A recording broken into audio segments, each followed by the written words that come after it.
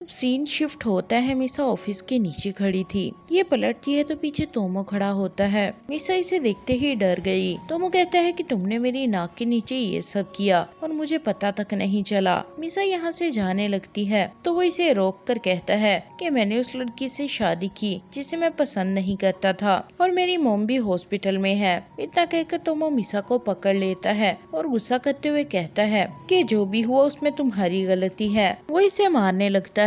तभी सुजू आकर मिसा को बचा लेता है, जिस पर तोमो सुजू को भी पकड़कर उसका गला दबाने लग जाता है। ये उसे भी जान से मारना चाहता था। फिर मिसा आकर तोमो को हटाती है। तोमो कहता है कि मैं तुम दोनों को खुश नहीं रहने दूंगा, तुम दोनों को अब मरना पड़ेगा। इतना कहकर तोमो चला गया और ये दोनों भी घर आ जाते हैं। सुजू कहता है कि तुम यहाँ रिलैक्स रहो, मैं सब संभाल लूंगा। मिसा को सुजू के हाथ पर चोट दिखाई देती है। वो जल्दी से इस पर दवा लगाती है। सुजू इसका थैंक्स करता है और दोनों एक दूसरे की तरफ देखने लग जाते हैं। फिर मिसा बताती है कि मैं पहले एक बार मर चुकी हूँ। मुझे बिल्डिंग से तोमो और रीना ने धक्का देकर मारा था और जब मैं दोबारा जिंदा हुई तो 10 साल पीछे आ गई। तब पहली बार तुमसे मिली। मैंने जब सब बदलना चाहा तो मेरा कैंसर मिकू को हो गया। ये सब मेरी वजह से हुआ, पर जब तुम इन्वॉल्व हुए तो मुझे फिर से जिंदगी जीने को मिली। मैंने तुम्हारे साथ जिंदगी बिताने के ख्वाब देखना शुरू कर दिए। मिसा इसके सामने सारी बातें और फीलिंग्स रख देती है। सुजू सुनकर कहता है कि तुम ये क्या बातें कर रही हो, मुझे तुमसे ऐसी बातों की उम्मीद नहीं थी।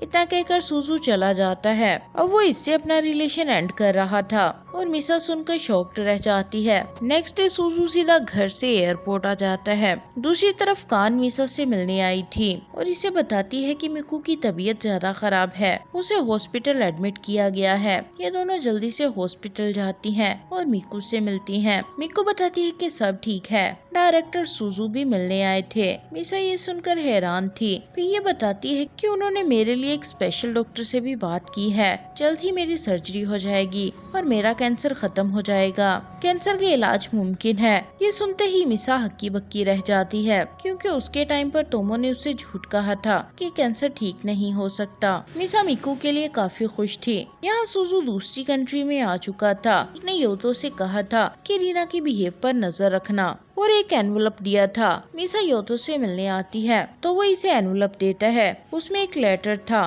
और एक टिकट भी। दूसरी तरफ तोमो अपनी मोम के साथ हॉस्पिटल में था। तभी रीना आती है, तोमो के सामने उसकी मोम की केयर करने की एक्टिंग करती है। सुजू तोमो को कॉल करता है और उसे कुछ बातें बताता है, जिस पर तोमो को गुस्सा आता है और फिर ये उससे मिलने चला जाता है। इसके जाने पर रीना को लगता है कि तोमो आज भी मिसा से मिलने गया। वो मोम के साथ बैठी कुछ बड़बड़ा रही थी कि तभी मोम को होश आ जाती है। ये खुश होने का नाटक करती है तो मोम कहती है कि तुम बहुत बुरी लड़की हो, मुझे तुमसे नफरत है। ये सुनते ही रीना को भी गुस्सा आ जाता है और वो गुस्सा निकालने के लिए मोम के फेस पर पंच करती है। और यहाँ सुजू मिसा के डैड की ग्रेव पर आ गया था और उनसे कहने लगता है कि आपकी बेटी सेव है। मैंने उसे उसके हस्बैंड और उसकी बुरी फ्रेंड से बचा लिया। इसी तरह मैं उसे सेव करता रहूंगा। कुछ ही देर में तोमो भी मिलने आ जाता है तो ये उसे गाड़ी में साथ बिठा लेता है और दोनों कहीं जाने के लिए निकल पड़ते हैं। एक ब्रिज पर आते ही सुजू गाड़ी की स्पीड तेज कर देता है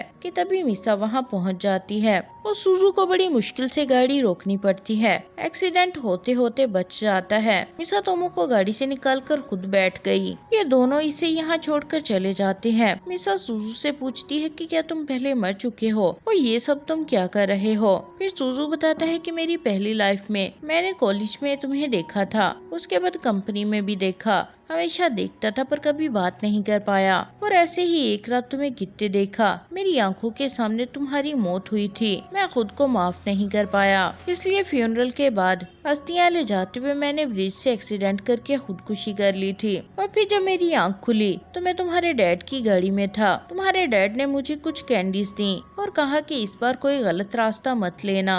इसके बाद मैं टाइम में 10 साल पीछे आ गया और इस दिन लिफ्ट में मैं तुमसे पहली बार मिला था। मैंने तभी सोच लिया था कि इस लाइफ में मैं तुम्हें कुछ नहीं होने दूंगा। मिसा सब सुनकर काफी खुश होती है और कहती है कि तुम मुझे छोड़कर मत जाना, मुझे तुम्हारे साथ रहना है। इतना कहकर ये उसे हक कर लेती है। सुजू भी इसे एक्सेप्ट कर लेता है। दूसरी तरफ रीना मिसा की ग्रैंडमा को लेकर एक जगह आ जाती है। रीना को अच्छे से पता था कि ग्रैंडमा कौन से हॉस्पिटल में है। ये खबर मीसा और सुजू को भी मिल चुकी थी। वो ग्रैंडमा को ढूंढते हुए उसी जगह आते हैं तो उन्हें सिर्फ व्हील चेयर मिलती है। मीसा बहुत देर तक ढूंढती है जिस पर उसे रीना मिल जाती है। मीसा उससे ग्रैंडमा का पूछती है तो रीना उसे भी मारने लग जाती है। सुजू को ग्रैंडमा मिल गई थी और यहाँ रीना मीसा को जान से मारने की कोशिश कर रही थी। वो कहती है कि तुम हमेशा मुझसे आगे ही रही हो, सब तुम ही से प्यार करते हैं और सब अच्छा सिर्फ तुमको मिलता है। मैं हमेशा अकेली रही, न मेरे फ्रेंड्स थे और न ही मुझे कोई प्यार करने वाला है।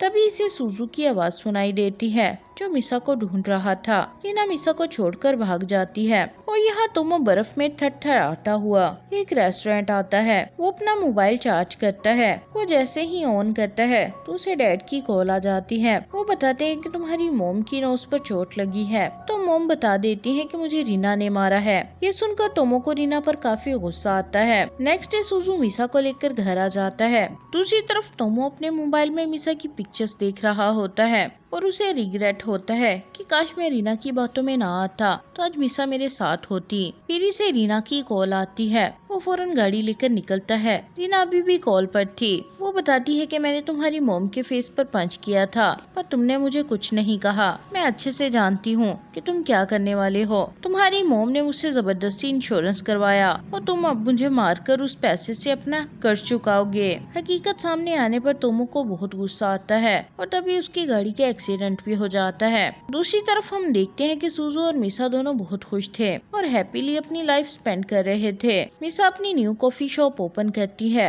और उसका बिजनेस बहुत अच्छे से चलने लगा था। दूसरी तरफ सुजू भी अपने डैड की कंपनी टेक ओवर कर चुका था। फिर वो दिन दिखाया जाता है जिस दिन इन दोनों की डेथ हुई थी। ये एक जगह आते हैं, दोनों रोमांटिक अंदाज में बातें करते हैं और फाइनली एक दूसरे को रिंग पहनाते हैं और फिर ये एक दूसरे के लाइफ पार्टनर्स बन जाते हैं। और बस इसी के साथ फिर इस ड्रामा का भी हैप्पी एंड हो जाता है।